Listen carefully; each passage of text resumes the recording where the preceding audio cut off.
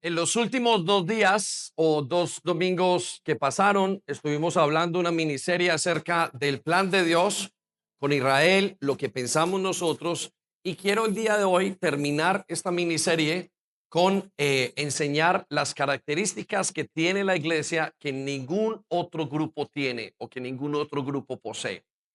Y quiero que terminemos admirando la iglesia. ¿Y por qué admirando la iglesia? Porque realmente el propósito de Dios es al final y al cabo la iglesia, pero no la iglesia como nosotros conocemos, la iglesia que está en estas cuatro paredes, sino la iglesia, el plan de Dios en el corazón, en su propio corazón. ¿Qué es esto que se llama la iglesia?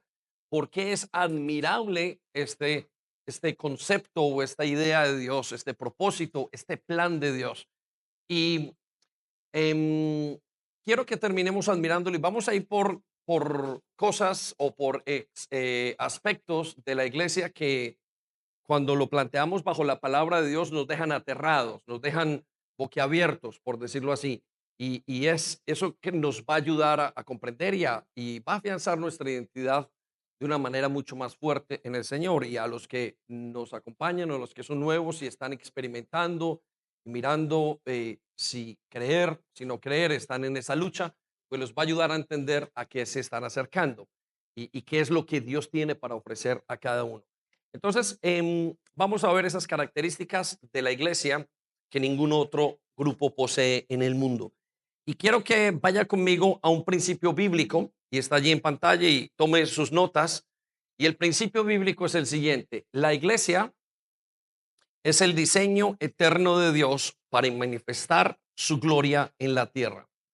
Quiero que partamos de esa base. Quiero, mientras que usted anota este principio bíblico, quiero decirle que a Dios, aunque se le puede encontrar en todas partes, el plan de Dios a través de la iglesia es que la iglesia muestre su gloria. Y póngase, deténgase a pensar en esto.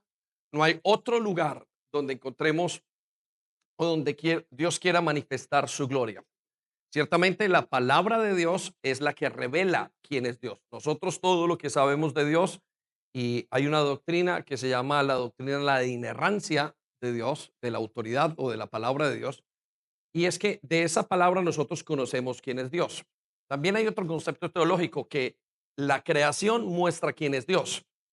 Dice que simplemente la creación revela o Dios se revela más bien a través de la creación. ¿Qué significa eso? Que usted puede ver absolutamente todo lo que hay y llegar a una conclusión. Tiene que haber un ser divino, un ser infinito, un ser que tiene las características de Dios. Y recuerde que para que una persona sea Dios, tiene que tener cuatro características básicas: ser omnipotente, es decir, todopoderoso; omnisciente, todo lo tiene que saber; omnipresente, y tiene que ser eterno.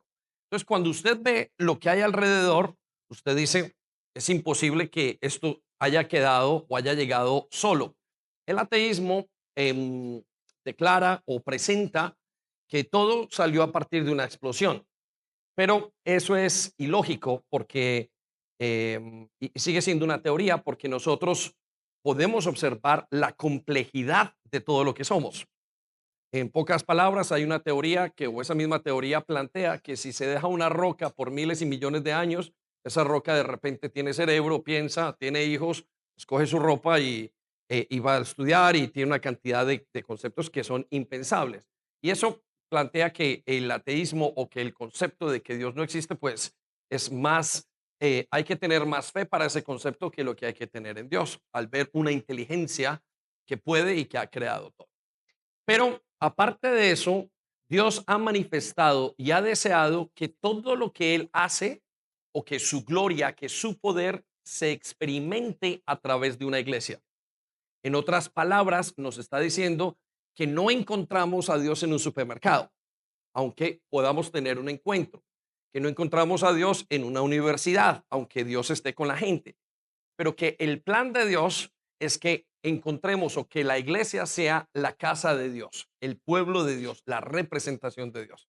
Y cuando hablamos de ese concepto, nuevamente no estamos hablando de las cuatro paredes, porque aquí tenemos mucha gente y algunos son creyentes y otros no son creyentes. Otros están experimentando con la fe y todavía no han decidido y no han llegado a la conclusión.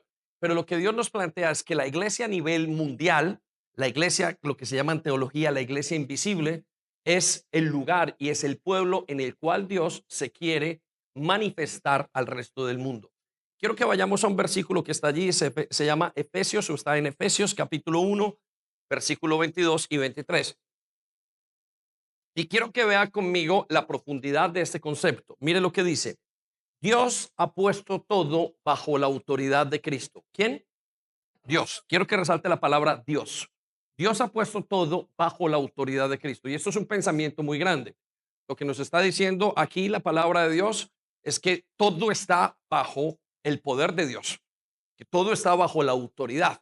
Usted dirá, pastor, pero aquellas personas que están haciendo lo malo, aquellos que no creen, no se preocupe. Todo el plan está bajo la autoridad de Dios. Esto es un plan legal que se va a llevar a cabo en su momento. Pero note lo que sigue adelante de este versículo. Dice, a quien hizo cabeza. ¿A quien hizo qué? Cabeza. Y quiero que resalte la palabra cabeza y coloque gobernante. En pocas palabras, Dios está diciendo, o en otras palabras, Dios está diciendo que ha puesto todo bajo la autoridad de Cristo, quien gobierna todas las cosas para beneficio de la iglesia. ¿Para beneficio de quién? De la iglesia. Entonces, piensen eso unos segundos y pensemos, Dios no ha dicho que se ha de manifestar o que ha puesto algo para beneficio de la NASA, de Amazon, de Google, de un gobierno chino, del Partido Comunista, de una religión, de ningún lugar. Dios le ha dicho, he puesto todo bajo la autoridad de la iglesia y de Cristo y para beneficio de la iglesia. Y quiero que se detenga a pensar en ese concepto. Es muy grande. Dice que todo es para beneficio de los que somos la iglesia.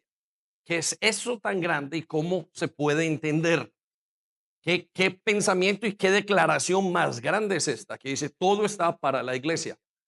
Es decir, todo aparentemente nos pertenece. Y cuando digo aparentemente, lo estamos diciendo para poder llegar a una conclusión. Versículo 23. Dice, y la iglesia es el cuerpo de Cristo. Quiero que resalte la palabra el cuerpo de Cristo. Toda la vida hemos escuchado que la iglesia es el cuerpo de Cristo. Cuando pensamos en eso, estamos pensando como un alias de la iglesia. Como si la iglesia fuera de alguna manera le llamaran de una manera cariñosa el cuerpo de Cristo. Pero lo que la Biblia realmente nos plantea es que la iglesia misma es el cuerpo, las manos, los pies de Jesús, los ojos de Jesús. Es la manera como Dios actúa en esta tierra. La presencia física de Jesús no es el mismo. La presencia física de Jesús está a través de nosotros. ¿Qué pensamiento tan grande? Dios se representa en nosotros, los que somos iglesia, a través del mundo. Y qué pensamiento tan contradictorio, porque uno podría decir, pero ¿qué se va a presentar delante de mí? ¿Quién soy yo? ¿Quién soy yo y quién es mi casa para que Dios me busque, me utilice para alguna cosa? Pero él dice, yo hago esto a través de la iglesia. Somos las manos, los pies, los músculos, los huesos, no sé cómo decirlo, qué parte podamos ser, pero la Biblia dice que todo lo que Dios hace a través de este mundo, lo hace a través de su iglesia. Y eso es un pensamiento muy, muy grande, porque entendemos el impacto que tiene la iglesia tan fuerte en todo el mundo, pero no entendemos la parte cómo lo hace a través de nosotros. Y usted tiene que colocar mucho cuidado y quizás hoy podamos entender un poco de eso. Luego no es, mire lo que dice. Dice, y él la completa, la iglesia la llena, y también a la iglesia le da toda la plenitud de todas las cosas en todas partes con su presencia. Es tremendo este pensamiento que estamos analizando en unos segundos. Está diciendo que la iglesia es algo supremamente grande, pero al día a día no lo sentimos, al día a día no lo vemos. Y yo le voy a presentar un problema que existe. La iglesia moderna se ha convertido en un club social y se ha convertido en un club social que uno, o en una reunión, voy a decirlo, en una reunión social, es decir, se reúnen en pos de algo específico, mas no hay transformación en ellos. Entonces podríamos decir que existen dos tipos de iglesias. Las iglesias que están en este momento y que la gente se reúne, pero que no pasa nada, no son el cuerpo de Cristo, porque todo el mundo espera que haya una transformación. Y está la iglesia en la cual hay una transformación. Y el secreto o la diferencia entre una de las dos iglesias, es la característica que tienen las iglesias de estar conectadas con Dios. Le voy a decir esto en otra manera, de una manera teológica. La teología reformada, lo que se llama teología reformada, es el movimiento que ha hecho la iglesia a través de los años para volver a conectar todo lo que sabe con Dios. En otras palabras, si usted simplemente ora y hace unas oraciones determinadas y no está conectado con Dios, no sirve para nada. Si usted simplemente viene a la iglesia, ayuda, sirve, diezma, entrega, haga lo que sea y no está directamente conectado con Dios, no hay vida. Entonces la iglesia de los últimos tiempos es una iglesia que tiene que hacer una cantidad de cosas para llamar a la gente. Pero la verdad es que la iglesia ni siquiera tiene que llamar a la gente. La iglesia en sí, en su propio concepto y solamente a través de la palabra, es suficiente para cambiar la vida a miles y millones de personas. Denle un aplauso, Señor. Fuerte.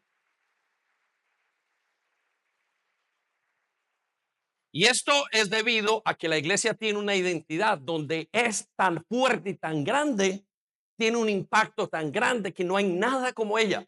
No hay una institución, por decirlo así, no hay una organización tan grande como la iglesia. ¿Qué es entonces este concepto tan grande que vemos en las escrituras y que la misma palabra llama en Efesios 2, que dice que es el secreto de todos los tiempos?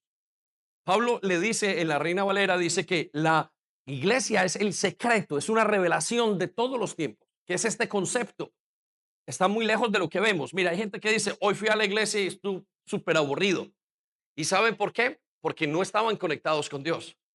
Pero los que hemos caminado por los últimos, en mi caso, los últimos 25 años, yo he visto una transformación de gente y en mi vida que yo no me reconozco. No puedo mirarme atrás y cuando me miro atrás digo, pero ¿quién era esa persona? Y el de allá no me reconoce a mí. Dijo, nunca hubiera pensado y ni siquiera que hubiera sido pastor. ¿De dónde ha salido todo este concepto? Ha salido del poder de Dios a través de su iglesia. Y eso solamente lo puede hacer Él. No lo podemos hacer nosotros. Entonces, yo quiero que se detenga a pensar que estamos y a meditar y a analizar que estamos frente a un concepto muy grande que no existe. No son gobiernos, no lo tienen las organizaciones, las charities, no las tienen las ONGs, no lo tienen los imperios, no lo tienen nada. No existe algo igual a este concepto de iglesia. Y por eso es importante que volvamos a repasarlo para entender dónde estamos y para entender cuál es el plan de Dios. Amén. Denle un aplauso gigante, amplio al Señor. Entonces quiero llevarlo a la identidad única de la iglesia en el mundo y quiero darle unas 4 o 5 conceptos, no sé hasta dónde podamos llegar, pero quiero llevarlo a que miremos cómo la iglesia es diferente a todas las cosas que hay. Y quiero empezar con lo más básico. Lo primero, anótelo allí. Primer punto. La iglesia es el plan de Dios, aunque el mundo no lo entienda. Y quiero concentrarnos en esto. Quiero comenzar con lo más específico. Es tan compleja la iglesia que es difícil de entender. El apóstol Pablo habló en una de sus cartas que diciendo que quisiera que la gente entendiera la anchura, la altura, la profundidad del amor de Dios. ¿Qué sería lo que estaba diciendo? ¿Qué sería lo que estaba tratando de enseñar? Y el mundo afuera no conoce la iglesia y no lo puede conocer.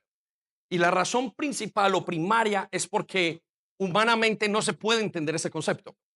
Humanamente, mire, si nos dan una explicación de la NASA, uno entiende que tiene que haber ingeniería aeronáutica, que tiene que haber física de una manera cuántica, que tiene que haber matemáticas. Y usted puede entender todas esas cosas, pero la iglesia es supremamente compleja de entender porque es algo espiritual. Y no solamente porque es algo espiritual, sino porque la iglesia es un concepto de parte del corazón de Dios. Y yo quiero que vayamos a el libro de Corintios, cómo lo expresa el apóstol Pablo.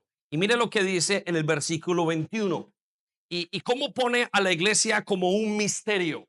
Y la verdad, le voy a ser honesto, llevo 25 años como creyente, 23, 24 años como creyente, y todavía no termino de entender la complejidad de la iglesia. Y termino, y cuando la comparo, veo que sobrepasa todo lo que haya.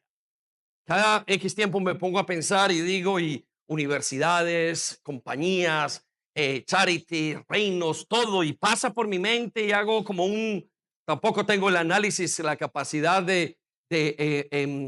como un gran estudiante, pero sí es casi que evidente cómo sobrepasa, es casi no, es evidente cómo sobrepasa todo. Y vamos a mirar por qué es algo que es el plan de Dios, pero que humanamente no se entiende. Vaya conmigo al versículo 21 y note lo que dice. Ya que Dios, ¿quién? Dios, quiero que resalte la palabra, ya que Dios, es decir, este es el plan de Dios, dice, en su sabiduría, ¿en su qué? Dice, se aseguró de que el mundo nunca lo conociera por medio de la sabiduría humana. Quiero que resalte esas palabras. Se aseguró de que el mundo nunca lo reconociera o lo conociera por medio de la sabiduría humana. Y quiero que se detenga a pensar en esto. Mire, usted puede hablar con el más grande de los ateos y los exponentes y le dicen, muéstreme evidencia. Y aunque usted le muestre la evidencia que quiera, ellos no van a creer. ¿Por qué? ¿Por falta de evidencias? No. No van a creer porque sus ojos no están abiertos. Porque Dios decidió que este concepto de Él, que este concepto de iglesia, que este concepto de salvación no se puede entender humanamente. No se puede entender humanamente porque es un concepto de sabiduría de Dios. Mire lo que sigue a contar, lo siguiente. Dice, Dios usó nuestra predicación ridícula para salvar a los que creen. Y quiero que resalten la palabra, la predicación ridícula. ¿La predicación qué? Ridícula. Y deténgase a pensar este concepto unos segundos. Dios no hizo y usted no lo puede conocer ni en teología. Yo conozco gente que ha ido a teología y no saben quién es Dios. Han ido a estudiar lo que se dice de Dios. Una cosa es estudiar lo que se dice de Dios y otra cosa es conocer a Dios. Y Dios dijo, la única manera de que me conozcan es a través de escuchar quién soy yo a través de la predicación. No hay otra manera. No hay máquinas, no hay inyecciones, no hay cirugías, no hay nada que me pueda ayudar a entender a Dios. Dios ha dicho que solamente es a través del oír el mensaje y de creerlo. Y quiero que piensen eso.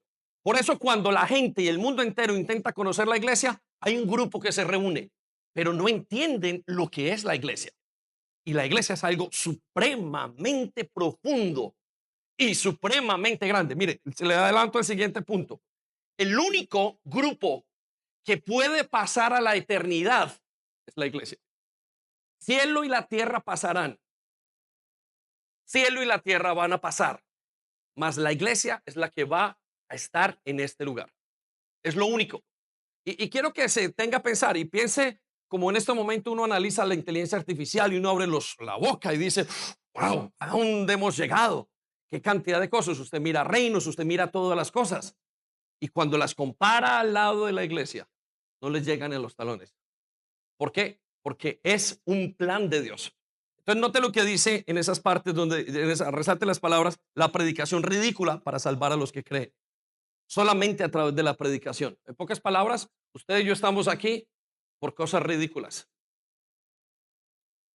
Si usted ha creído, usted es uno de los más tontos. Versículo 22. ¿Por qué? Note lo que dice.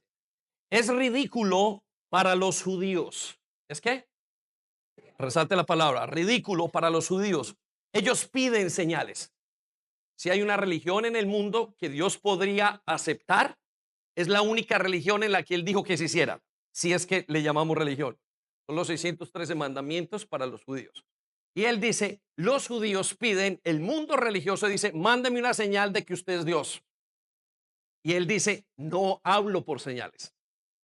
De vez en cuando nosotros inocentemente y pensamos y ingenuamente, Señor, muéstrale que tú eres Dios. Pero no hay forma. No hay forma de mostrar quién es Dios. Mire, le voy a decir cómo se muestra quién es Dios. Sigo a la siguiente parte. Dice, y es ridículo para los griegos que buscan la sabiduría humana. Es que,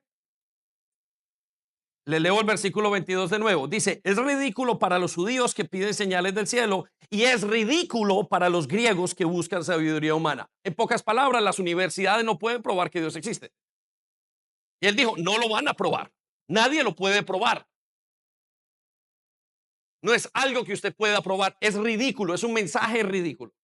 Con sus pequeñas máquinas, con su este círculo o este anillo que hay por allá en Bélgica, me parece que es, intentando buscar el átomo de Dios. Todos andan buscando las civilizaciones, andan buscando aquella aparentemente figura o el vínculo entre el mono y el hombre y no alcanzan. No lo pueden evitar. Siempre llegan hasta un punto y no lo alcanzan a entender. Y en la prueba de que quieren llegar a eso, simplemente prueban y confirman lo que dice la palabra de Dios. Y ellos quedan totalmente, el mundo queda totalmente en tinieblas. Queda pensando, ¿y qué hay más? Los más ateos le preguntan, ¿qué hay después de la muerte? Y no existe nada. Y uno se pregunta, ¿pero cómo no va a existir nada? No tiene sentido. ¿Por qué tenemos miedo a la nada? ¿Y de dónde venimos? De la nada. De la nada apareció algo, no tiene sentido. Y el mundo queda en unas tinieblas continuas, una confusión continua. Versículo 23. Entonces, escucha lo que dice Pablo y la iglesia. Cuando predicamos que Cristo fue crucificado, los judíos se ofenden. Resalte la palabra, se ofenden. Y los gentiles dicen que son puras tonterías. Y quiero hacer un break, una pausa. Esto es lo que yo pensaba. Yo vengo nosotros pasamos mucho tiempo en un pueblito que se llamaba Chinchiná.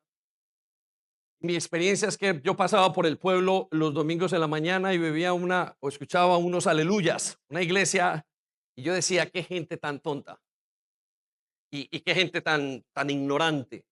Y comencé a hacer y a hablar y dije, qué bobada los que están creyendo. Hasta que un día encontré unos años después, 8 años, veo a mi esposa y estábamos conociéndonos y ella me dice que Dios existe. Y de repente, viene una pregunta a mi mente. Dijo, ¿y qué tal si yo estoy mal? 50% de las probabilidades. ¿Qué tal si yo estoy mal? Y a partir de esa pregunta, dije, o ella está diciendo la verdad o yo la estoy diciendo. Pero no pueden haber dos verdades. O ella está 100%, y yo sabía en mi corazón que no estaba 100% seguro. Yo lo sabía porque no tengo la evidencia. No sé si usted la tiene. ¿Dónde está la evidencia de que Dios no existe? Es mucho más seguro de que Dios exista que no existe. No puede ser nada hecho de la nada. Entonces usted tendría resultado nada. Y me pregunté, y escuché lo que me pasó. Comenzó a abrirse toda una vida totalmente diferente, una vida espiritual. Comenzó a abrirse lo que se llama el evangelio. Amén. Dele un aplauso al Señor, por favor, porque esto es lo que nos pasa. Versículo 24, a pesar de que dicen y se ofenden, el versículo 24 dice esto. Sin embargo, para los que Dios llamó a la salvación, tanto judíos como gentiles, Cristo es el poder de Dios y la sabiduría de Dios. Y quiero que resalte las palabras, Dios llamó a la salvación. En pocas palabras, nadie viene a Dios si Él no lo llama. En pocas palabras, quiero decirle que si esto es cierto, usted ha sido llamado por Dios. Y si esto no es cierto, entonces usted está perdiendo su tiempo. Pero lo que nos está diciendo es que no se puede entender si no se recibe la invitación de Dios. Y nosotros estamos en un concepto, a veces tenemos, de que decimos, sí, yo conocí al Señor hace tantos años, en tal momento habían personas, y casi siempre Dios lo descresta a uno. ¿Cómo lo descresta Dios? Le presenta a Dios con algo que uno no espera. Y de repente lo que hace Dios con uno es hacerlo, la lógica se vuelva como a la inversa. Digo, a ver, esto no puede ser. Yo le puedo hablar de varios milagros que me pasaron después de haber recibido o haber tenido un encuentro con Jesús. Pero es Dios quien lo llama. La pregunta entonces es si usted es llamado. El otro día estaba con una persona hablando y me quedé hablando un largo tiempo, debatiendo, hasta que llegué a la conclusión y digo, pero un momento, ¿qué hago yo hablando con esa persona intentando convencerlo? Si es que yo no puedo convencer a nadie. ¿Quién es Dios? ¿Quién de nosotros es Dios para poder mostrar quién es Él? Él dice que solamente Él puede llamar a la persona y que a partir de ese momento se abre todo el concepto de lo que es una vida totalmente espiritual. Qué cosa tan tremenda la que estamos viendo. ¿Qué es esto que no se entiende con nuestro propio entendimiento, que no se entiende bajo el concepto científico, pero que cuando se entiende todo tiene sentido? Cada ley, cada ciencia, cada cosa, nuestro funcionamiento, nuestra manera de vivir, todo tiene sentido a partir de que Él llama. Versículo 25, vaya conmigo. Dice, ese plan ridículo de Dios, ¿ese plan qué? Ok, quiero que resalte toda la frase, ese plan ridículo de Dios. La iglesia es un plan ridículo. Humanamente es un plan ridículo. Dice, es más sabio que el más sabio de los planes humanos. ¿Qué es esto que nos está diciendo? Dice, Él supera todas las ciencias. Él supera todos los entendimientos que hay. ¿Qué es este concepto que estamos leyendo y por qué nosotros no podemos bajarlo a nuestro nivel? ¿Por qué tenemos que ser llevados e invitados? Porque mire, no es una religión. En una religión yo me meto y digo, mira, cuente conmigo. Cuenten en el Islam, cuenten en el hinduismo. Me gusta esto, me gusta practicar. Yo lo encuentro. Pero es que la base central del cristianismo, de la iglesia, es que la gente es llamada. Y que al ser llamados hay una gracia que se llama irresistible. No pueden permitir, no hay nada que lo detenga. Si es que yo con mi mente lo quise detener, pero no pude detenerlo porque estaba totalmente convencido, completamente, y entiendo una panorámica, una cosmovisión totalmente extraña a la que entendía y entiendo ahora al que no entiende. Ahora estoy en una posición que entiendo claramente. Mire, es que este no cree. Yo puedo decir en mi mente, te entiendo. Y no estoy diciendo que sea mejor, es que simplemente el plan ridículo son ojos abiertos. No hay otra cosa. Eso es lo que nos está diciendo el Señor, versículo 25. Ese plan ridículo, el de Dios, es más sabio que todos los planes humanos. Y escuche lo que dice el apóstol Pablo. Y la debilidad de Dios es más fuerte que la mayor fuerza humana. Quiero que se detenga a pensar, no dándome la razón, pero dice, ¿ante qué estamos? Estamos ante un grupo, ante algo que no se puede entender, que solamente se puede entender a través de Dios. El mundo por eso no entiende el concepto de la iglesia. Y entonces usted dice, mire, en la iglesia hacemos esto. Sí, sí, hacen charity. Bueno, saben, nosotros como iglesia ante el gobierno tenemos una calificación de el impacto que tenemos a nivel de la sociedad y es de los más altos que hay. Trabajamos niños, jóvenes, adultos, familias, todo. Y la verdad, ninguna de esas cosas describe el efecto real de la iglesia. Porque es una cuestión tan espiritual y tan interna que la iglesia llega donde no llega un gobierno, donde no llegan los militares, donde no llegan los doctores. Mire, la ciencia médica no llega donde va la iglesia. ¿Por qué? Porque la ciencia médica puede operar a una persona y salvarle la vida hasta que se muere. La palabra de Dios puede salvar y llevar a una persona a la eternidad. Amén. Dale un aplauso al Señor. Venga.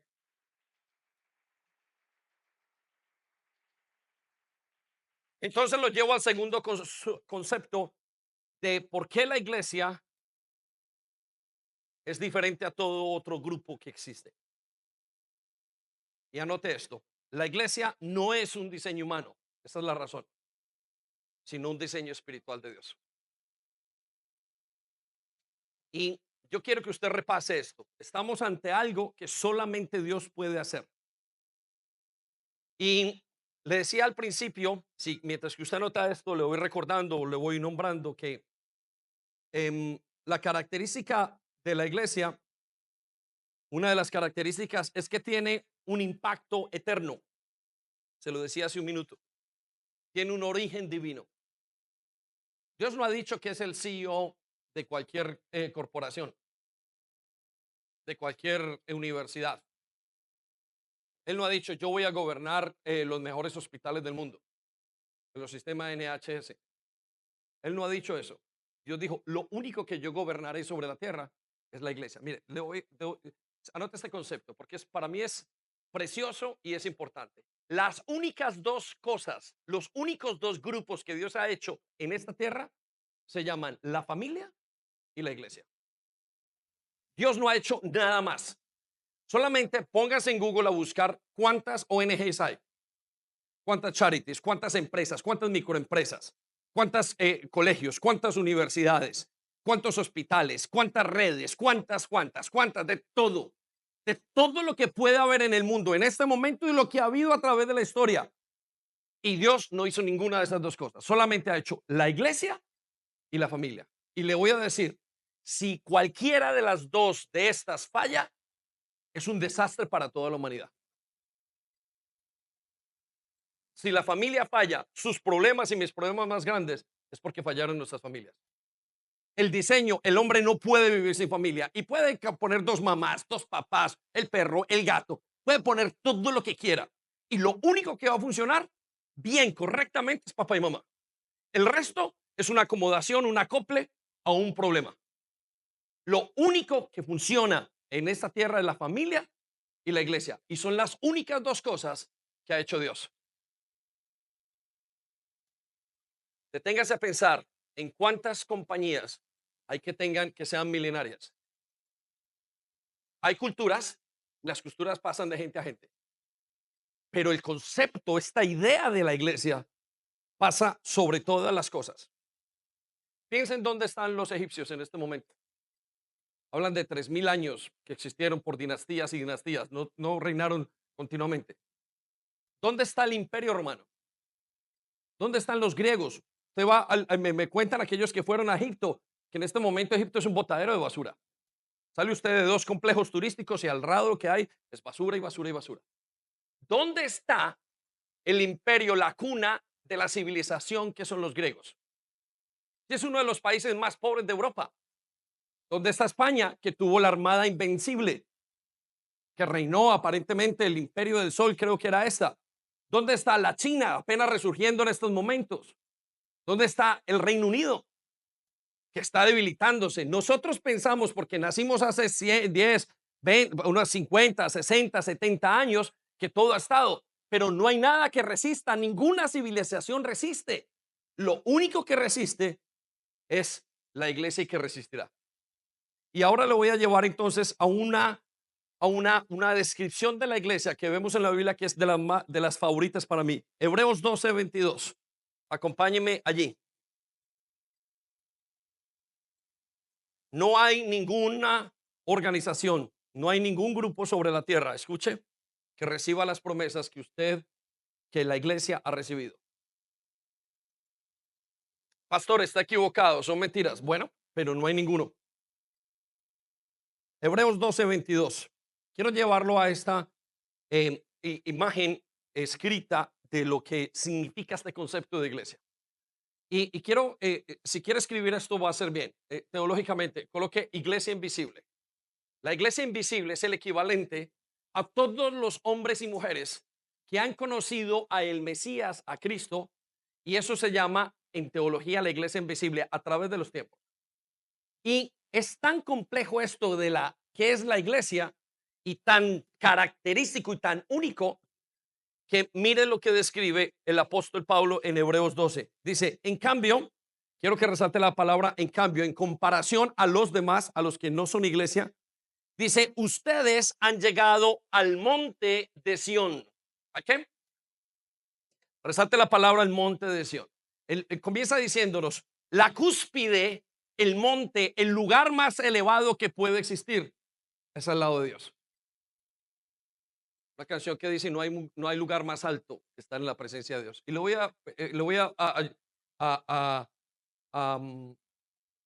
quiero invitarlo a que piense en esto. ¿Cuál es la búsqueda del ser humano? Estar en los lugares más elevados, a nivel científico, cultural. ¿Por qué leemos y leemos y leemos y leemos? ¿Por qué queremos tener 3, 4 carreras? ¿Por qué queremos ver todos los documentales? ¿Por qué queremos hablar de todos los temas? Porque estamos buscando los lugares más elevados. Y el lugar más elevado es el lugar de Dios. Es el lugar donde uno encuentra la cultura, la filosofía, la ética. No hay otro lugar. Los mismos ateos hablan de que la el estatus o el estándar moral de Jesucristo. No hay otra cosa más grande. No lo reconocen como Dios, pero en pocas palabras dice, no ha caminado sobre esta tierra alguien moralmente más limpio que él. Y todos cristianos, no cristianos, hablan de la figura de Cristo como el extremo más alto de moralidad. La Biblia dice que cuando una persona entra a la iglesia, comienza a subir por ese monte elevado a la cultura, a la ética moral. ¿Sabe cómo lo sabemos? Porque a partir de que conocemos a Cristo, la búsqueda de la pureza, la búsqueda de la justicia es una cosa que hay en el corazón tan clara. Pero ya no es la justicia del vecino, es la justicia interna.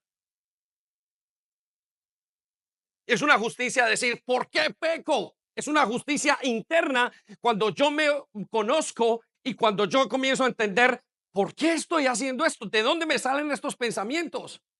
Aquel que es iglesia experimenta eso. Y no es una persecución, no es una culpabilidad. Es que de repente ese monte, ese lugar elevado comienza a verlo a uno, la humanidad tan grande que tenemos. Y esto es la iglesia.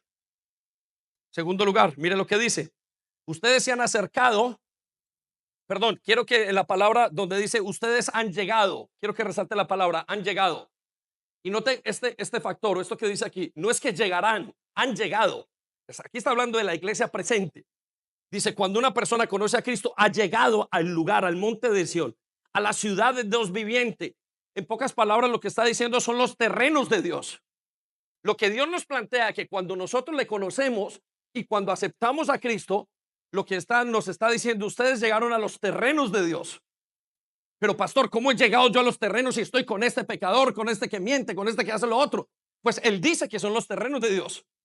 Y vamos a verlo por qué son los terrenos de Dios. Note lo que sigue a continuación, a la Jerusalén celestial. ¿A la qué? Resalte esas palabras, la tierra prometida. Jerusalén celestial es la tierra prometida. La tierra prometida no es un lugar, la tierra prometida es Él. La tierra prometida, lo que todos buscamos, ese concepto de inmortalidad, ese concepto de yo no quiero morir, esa extensión, se lo dije hace algunas semanas, que una persona que ha tenido mucho dinero comienza a intentar detener la muerte en su vida.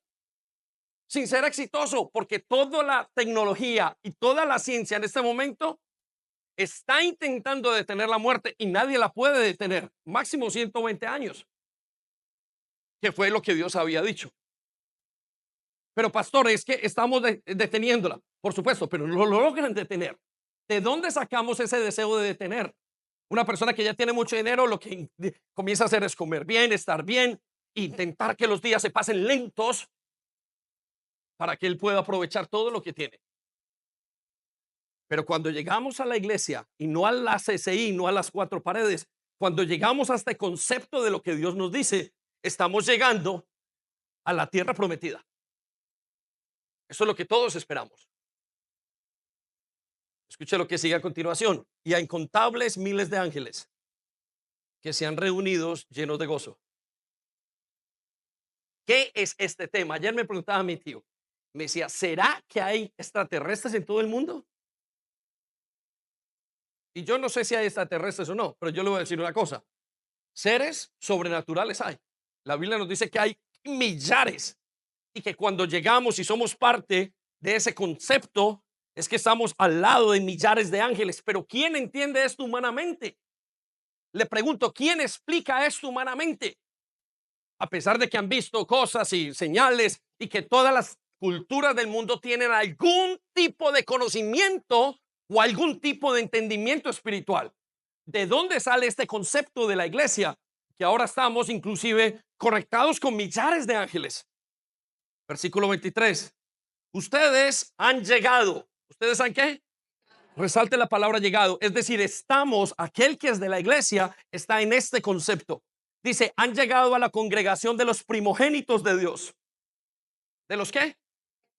Quiero que resalte la palabra primogénitos. Los primogénitos de Dios son aquellos, podríamos pensar en aquellos que han sido ya restaurados, aquellas personas que ya comenzaron un nuevo tipo de vida. Mire, lo vamos a ver en unos minutos, deseo, pero quiero presentarle esto. Lo que Dios hace es una nueva humanidad. En el libro de Éxodo, encontramos a Dios diciéndole, ¿por qué no acabas con este pueblo, Moisés, y yo empiezo otro contigo? Moisés le dijo, no, Señor, por favor, no hagas eso. Quiero que sepa que nosotros somos un nuevo estilo de humanidad. Y no estoy hablando de superioridad. Estoy hablando que nuestro estilo, nuestra manera, nosotros tenemos una nueva vida. ¿Por qué? Porque el Espíritu está dentro de nosotros. Eso es lo que nos plantea la Biblia. Es por eso que yo ya no me reconozco con la persona que fue hace 25 años. Pero pastor, lo estoy haciendo porque fui disciplinado, porque tomé mis decisiones. No, te los prometo, no he hecho nada. Lo único que he podido hacer es dejarme guiar por Dios.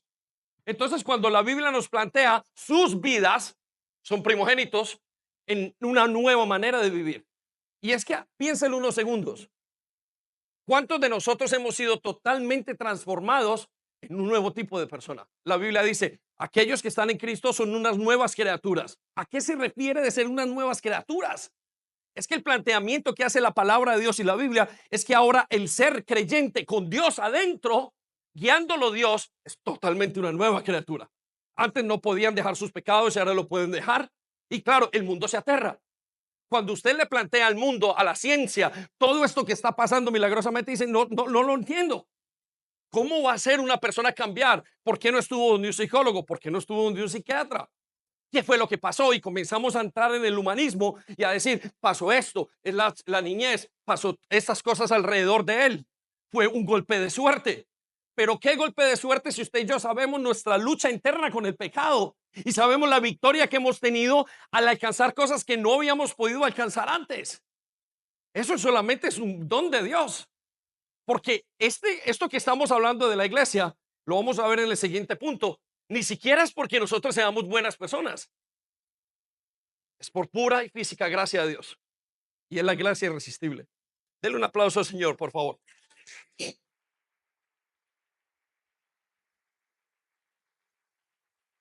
Sigue diciendo el versículo 23, cuyos nombres están escritos en el cielo. Hay un registro de parte de Dios, dice, Él sabe su iglesia. Y usted se aterrará, ¿cómo que están escritos? Dios sabe los quienes son suyos. Dicen, mis ovejas oyen mi voz y me siguen. Es muy complicado esto de entender cómo sigo yo a Dios sin entender que Él lo llama a uno primero. Y vuelve a decirnos, ustedes no me escogen a mí. Y le digo esto, aún veo personas que están intentando aparentemente buscar a Dios y no lo encuentran. ¿Alguna vez se ha preguntado por qué usted conoce a Dios y no su hermano? Yo a los hace 25, 23 años me pregunto, recibo al Señor, no he hecho nada, le pregunté, me pregunto, de repente un solo pensamiento diciendo, bueno, ¿y qué tal si estás equivocado? Yo, no, imposible, yo que voy a estar equivocado. Había estado en la escuela militar, había hecho esto, poquito, las cosas que uno cree que son inmensas, porque para saber si Dios existe, ¿sabía usted que el ateo no existe, existe el agnóstico? Para ser ateo usted tiene, para ser ateo y el ateo, dice que Dios no existe. Para poder hacer esa clase de declaración, tiene que tener todo el conocimiento del mundo, de todas las etapas, de todos los años, de toda la historia. Y no hay nadie que lo tenga, eso es claro. Entonces, los agnósticos son los que dicen, mire, yo creería que Dios no existe, pero no estoy seguro. Porque acabo de nacer hace 30 o 40 años, he ido primaria, secundaria, he ido a la universidad, tengo 2 carreras, he leído 3 libros, he visto 4 documentales, he tenido 10 conversaciones en el pub. Entonces, creo, yo sé que Dios no existe. Es imposible. Es imposible que el hombre sepa que Dios existe de esa manera.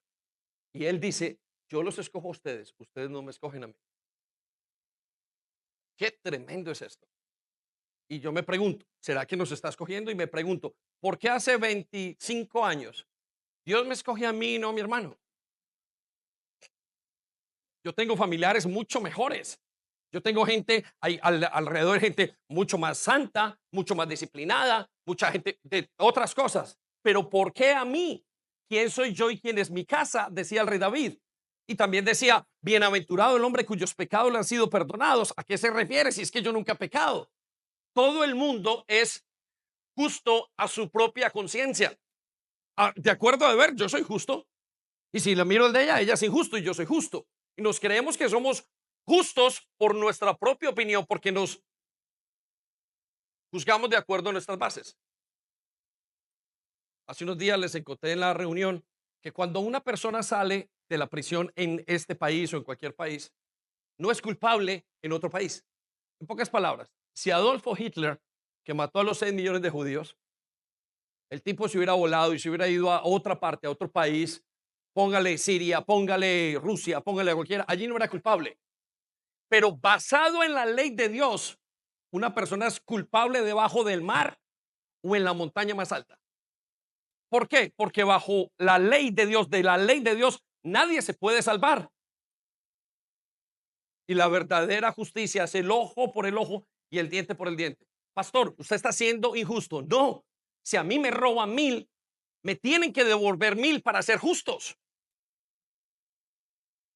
¿Es así la justicia o no? Y el único que puede dar justicia es Dios. Escuche lo que sigue a continuación en lo que estamos leyendo. Dice, ustedes han llegado. Quiero que resalte otra vez las palabras han llegado. No dice llegarán. Esta es la iglesia al día de hoy presente. ¿Cómo puede ocurrir esto si físicamente estamos acá? Dice, ustedes han llegado a Dios mismo, quien es el juez sobre todas las cosas. Quiero que resalte la palabra, quien es el juez. ¿Quién es el qué? El juez. Resalte esas palabras un segundo. Él es el juez sobre todas las cosas, el único justo que existe. Qué tremendo esto que cuando dice el Señor que la iglesia está al lado del juez. Por eso Pablo dice esas famosas frases. Dice, ¿quién podrá culparme si Dios está conmigo? En pocas palabras, lo que estaba diciendo es, estoy justificado. Y usted se preguntará, pero pastor, si yo no he hecho nada, ¿es que le parece poco cuando usted mira su vida ante la ley moral, el cualquier estándar moral que haya? Somos culpables. Y delante de un Dios justo, usted y yo somos culpables. Dice, ustedes han llegado, quiero que resalte las palabras siguientes, ustedes han llegado, no llegarán, sino han llegado a los espíritus de los justos. ¿Qué significa esto? Gente justificada. Este concepto de los espíritus justos tiene que ver con gente que ha sido ya justificada. Y la iglesia está llena de gente justificada. ¿Qué es ese concepto? Que a pesar de ser pecador, Dios justifica al pecador. ¿Por qué lo justifica? ¿Por su buena conducta? No es su buena conducta. Lo que habla de la justificación es lo que Cristo hizo en nosotros. Mire, quiero presentarle esto. La gente dice, somos salvos porque Jesús murió en la cruz. No somos salvos porque Jesús muere en la cruz solamente. Somos salvos porque Jesús nos transmite su justicia. Porque de ninguna manera ninguno de nosotros podía ser salvo. Y lo que nos plantea es que la iglesia es de gente justa, que están en el cielo y que han sido perfeccionados. Versículo 24, y no me voy a quedar allí. Dice, ustedes han llegado a Jesús, el mediador de un nuevo pacto entre Dios y la gente. Quiero que resalte la palabra ¿un nuevo qué? ¿Un nuevo qué, iglesia? Pacto, resalte la nueva. Le pregunto, ¿tiene usted un mejor pacto?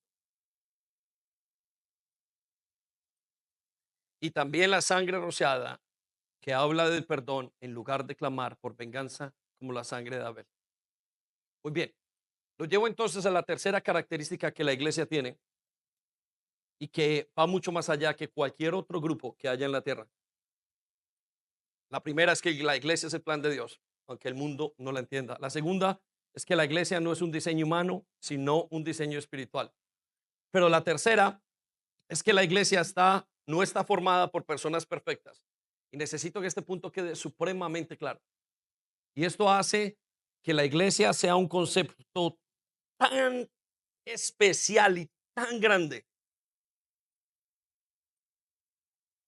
que nosotros nos quedamos aterrados frente a lo que estamos viendo. Mire lo que dice, la iglesia no está formada por personas perfectas, sino por pecadores justificados. Y yo quiero presentarle esto. Si usted no trabaja correctamente, es echado de su trabajo. Si usted no estudia, es echado de su universidad. La iglesia, lo que el Señor está planteando aquí, es que la iglesia no está hecha porque la gente se haya portado bien, sino porque han sido justificados. No es una iglesia y un concepto que nosotros pensamos, en la iglesia todo el mundo tiene que ser perfecto y no es así. Miren lo que dice Primera de Corintios capítulo 1 versículo 21. Dice, recuerden, amados hermanos, que pocos de ustedes eran sabios a los ojos del mundo, o poderosos o ricos, cuando Dios los llamó. Quiero que resalte las palabras, pocos de ustedes eran sabios, pocos eran poderosos, pocos eran ricos, cuando Dios los llamó. Versículo 27. En cambio, Dios eligió, y quiero que con cuidado lea estas palabras. Estas palabras nos tienen que impactar a todos. No porque yo lo esté diciendo, sino por el planteamiento que está haciendo Dios. Dios lo que está diciendo, ustedes no son nada. No hay con ustedes, no se puede, no hay gente que tenga un valor determinado por sí mismo para ser salvos. La iglesia está hecha de gente que no vale nada. Y no estoy hablando humanamente que Dios los esté diciendo, los esté maltratando. No, estoy hablando del valor que pueda darle una salvación, una justificación. Y nos está diciendo, aún comparados con el mundo, nos dice estas palabras. Ninguno de ustedes era sabio, ninguno era poderoso, ninguno era rico. Versículo 27. En cambio, ¿en qué? En cambio, dice, Dios eligió lo que el mundo considera ridículo. En pocas palabras, usted es ridículo. Eso nos está diciendo. Dios escogió lo malo. Dios escogió lo que no sirve. Dios escogió lo que no es capaz. Dios escogió lo que no tiene ningún tipo de estándar. Eso nos está diciendo el Señor. Parece como si fuera una grosería y una ofensa. Pero ¿qué es lo que Dios está diciendo? He cogido lo peor para hacerlo mejor. En pocas palabras también nos está diciendo que con nosotros no se puede hacer nada y que si llegamos a hacer algo es porque Él es Dios, no porque nosotros seamos personas capacitadas para hacerlo. Y eso tiene que tener un aplauso si lo entendió. Y si no, pídale al Señor, pero fuerte.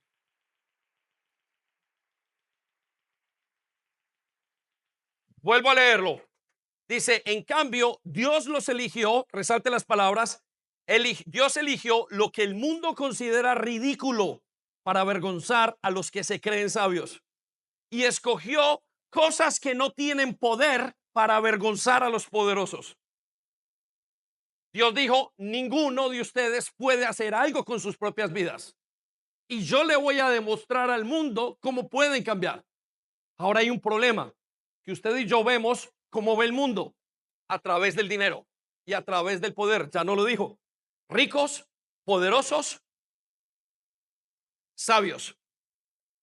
¿Acaso no quiere la gran mayoría de personas que sus hijos sean los mejores doctores? Les decía en la primera reunión aquí, yo conozco padres que lo único que les interesa es que sus hijos sean los mejores doctores del mundo. ¿Y para qué les sirve si van a terminar en el infierno? Y no lo estoy ofendiendo. ¿Para qué le sirve ser el mejor y el más rico de todos? Onassis, el hombre más rico hace 30 o 40 años, no recuerdo hace cuánto que murió, el hombre más rico del mundo oraba, lloraba diciendo, quisiera pagar todo lo que tengo de dinero para comprar más tiempo de vida. No existe. Dios no puede, el hombre, el ser humano no puede hacer nada por sí solo. No es capaz, no es calificado. ¿Sabe cuál es el problema? Que usted y yo nos sentimos calificados. Y eso nos hace hacernos creer sabios. Pero ¿quién de nosotros le puede explicar a Dios qué es y qué no es? ¿Quién de nosotros se puede justificar a través de sus acciones delante de un Dios santo? ¿Quién de ustedes puede decir yo he hecho esto y no ser culpable a través de lo que ha entendido o de lo que ha hecho en su vida? ¿A quién de nosotros el pasado no lo culpa? Y usted dirá, pastor, a mí el pasado no me culpa. Es porque usted tiene adormecida su conciencia. Porque ¿quién no le ha fallado a un hijo, a una esposa? ¿Quién no le ha fallado a un amigo? ¿Quién no le ha fallado a un hermano? ¿Quién no se ha fallado a sí mismo? El hombre sabe que es culpable desde su propia concepción. ¿Quién nos enseñó a mentir? Todo lo que hemos hecho, nuestra justicia, donde sea, no en Inglaterra, no en Colombia, no en España, no en la China, en todas partes del mundo nos acompaña nuestra culpabilidad. Usted puede esconderse, puede ponerse sus gafas para que no le vean sus ojos. Lo cantábamos ahora. Todo lo sabes de mí, miras mi corazón. ¿Quién puede justificarse ante Dios? En menos de 2 minutos, un hombre es declarado culpable. Pregúntele si ha matado, pregúntele si ha robado, pregúntele si ha mirado a la mujer del prójimo. Solo con 10 preguntas usted puede encontrar, y solo con una que responda mal, el hombre se ha encontrado culpable. Porque la justicia demanda justicia, ojo por ojo, diente por diente. Entonces, ¿qué es lo que dice Dios que encontró? ¿Qué es cómo está hecha la iglesia? Dice, Dios eligió lo que el mundo considera ridículo, gente torpe como nosotros, para avergonzar a lo que se creen sabios. Pero ¿cómo puede esta gente cambiar? Le decían a los discípulos que estaban con Jesús, pero si esta gente es del vulgo, esta gente es del mar, esta gente son pescadores, ¿de dónde pueden cambiar toda la vida? Dios cambió 12 con 12 discípulos, cambió toda la historia de la humanidad hasta el día de hoy. Con gente de afuera, de la calle, gente que no sabía, no estaba aparentemente preparada. Versículo 28. Dios escogió lo despreciado por el mundo, lo que se considera como nada, y lo usó para convertir en nada lo que el mundo considera importante. Quiero que resalte esas palabras. Versículo 28. Lo voy a leer lentamente. Dios escogió lo despreciado por el mundo. La iglesia está llena, la verdadera iglesia, ojo, la verdadera iglesia. Esa iglesia que vimos que está al lado de ángeles, que tiene todo ese concepto que es hasta difícil de entender. Hasta el día de hoy no logro entender porque es un misterio espiritual, es una revelación totalmente. Y dije, y está hecha de gente inútil.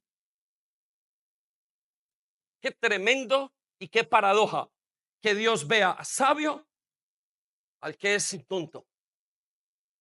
Usted y yo vemos sabio al que habla mucho, al que puede presentar algo. Usted y yo consideramos sabio lo que Dios considera inútil. Y mire, no estoy despreciando las carreras. Los jóvenes, vayan, sean los mejores médicos, hagan las mejores empresas, sean los más ricos.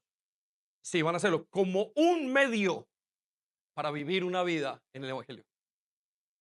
El problema del mundo es que cree que sabiduría es mi placer y yo llegar a hacer y establecer lo que yo quiera en la vida.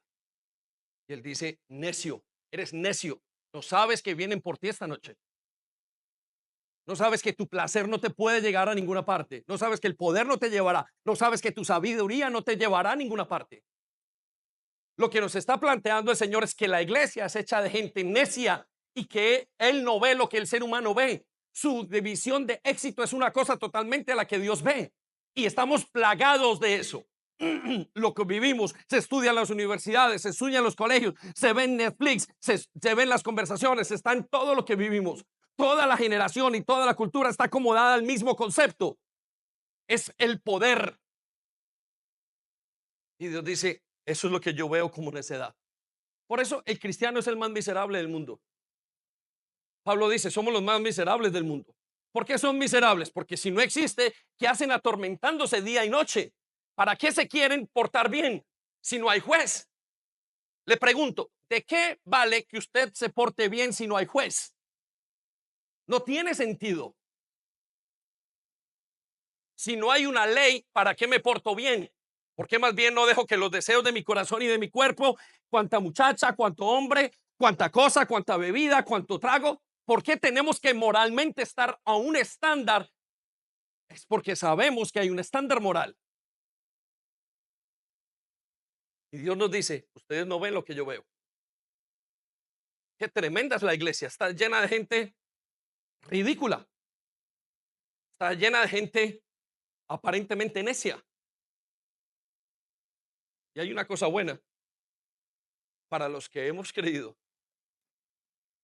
que la ridiculez y la tontera del evangelio es lo que nos salva.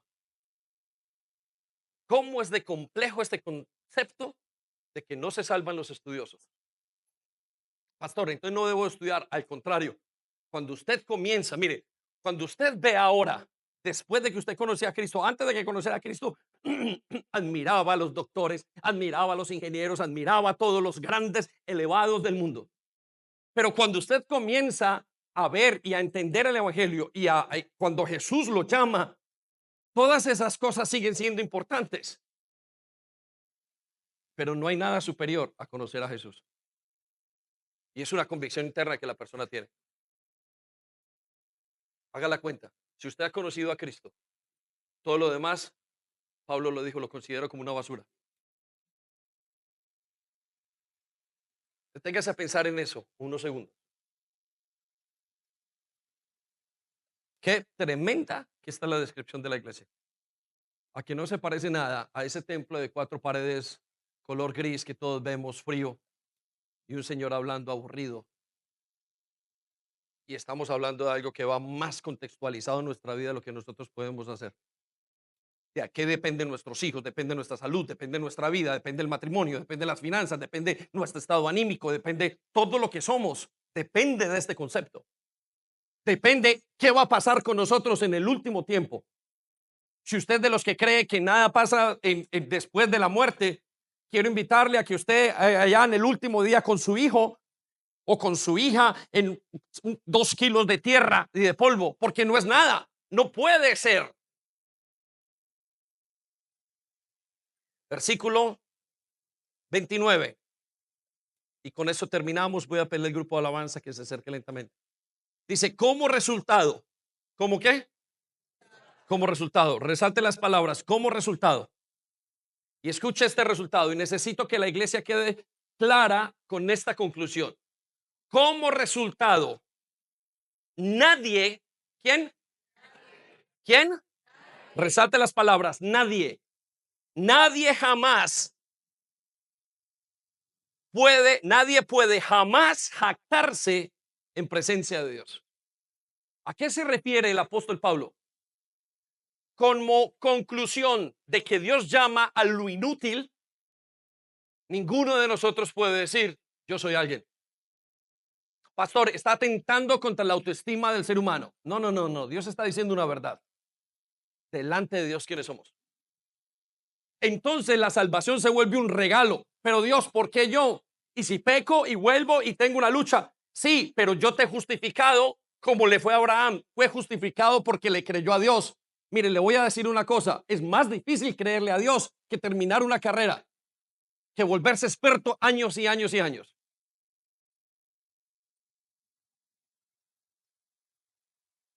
Humanamente no podemos creer a no ser que sea una decisión. Versículo 30. Versículo 29. Necesito repetirlo, perdóneme. Como resultado, nadie puede jamás jactarse en presencia de Dios.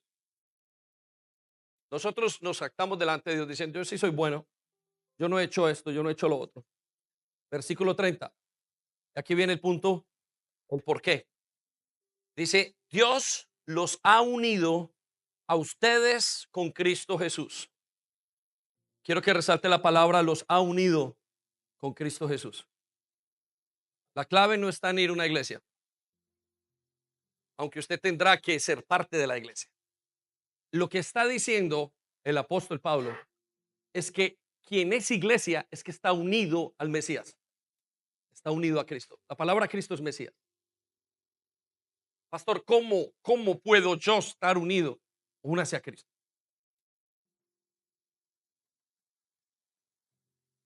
Dios hizo que Él fuera la sabiduría misma para nuestro beneficio. ¿Qué frase está tan profunda? Dios hizo que Jesucristo fuera la sabiduría misma para nuestro beneficio. ¿Acaso no se ha dado usted que usted y yo no somos capaces de elegir nada? De que nuestras elecciones son equivocadas. Escogemos esposa, escogemos trabajos, escogemos mal. El día a día nos castigamos y nos decimos ¿por qué? Porque soy así, porque es esto. Y cuando usted es iglesia, dice la palabra de Dios que Cristo es nuestra sabiduría. Y viene y termina con estas palabras. Cristo entonces nos hace justos ante Dios. Quiero llevarlo también a esto. Cuando piense en la palabra de Dios, no puede pensar en fábulas ni puede verlo con los ojos de los sentimientos. Pastor, me dan ganas de llorar frente a la alabanza. Está bien con sus sentimientos, pero esto no es una cuestión de sentimientos, es una cuestión legal. Su salvación no es una cuestión de estatus sentimental. Su salvación es una cuestión legal. El fin de nuestros hijos, infierno o el cielo o la justificación, no es una cuestión de sentimientos, es una cuestión de legalidad. Pues este mundo tiene que ser regido por un Dios justo. Entonces nos dicen las últimas palabras: Cristo nos hizo justos ante Dios. Resalte esas palabras: nos hizo justos. Resalte las palabras: nos hizo puros, nos hizo santos y nos libertó del pecado. ¿Qué declaración tan grande es esta que dice los justos? ¿Quién nos puede hacer justos? ¿Acaso puede usted hacer justos a sus hijos? ¿Acaso puede usted hacer justo a su marido? ¿Quién nos hace puros? ¿Qué colegio? ¿Qué terapeuta? ¿Qué psicólogo? ¿Qué doctrina? ¿Qué régimen puede hacer que el hombre sea puro? No existe. Tome unos segundos para analizar y pensar y reflexionar. Dígame la pista, dígame qué grupo sobre la tierra puede limpiar el corazón de un hombre. Los ejércitos pueden ponerlos de rodillas, cambiarles apellidos, nombres, todo. Llevarlos a temer y a decir, pero su corazón no está cambiando. Se puede sacar al ladrón del barrio, pero es muy difícil sacarle a el hombre el corazón del ladrón. ¿Sabe cómo? Porque usted y yo nos conocemos internamente. Y Él nos hace puros, nos hace santos y nos libera del pecado. Esperamos que haya sido de bendición para ti. No olvides compartir este vídeo con otras personas para que pueda ser de bendición para ellas también. Te animamos a que te suscribas a nuestro canal si aún no lo estás, para que te lleguen las notificaciones del nuevo contenido.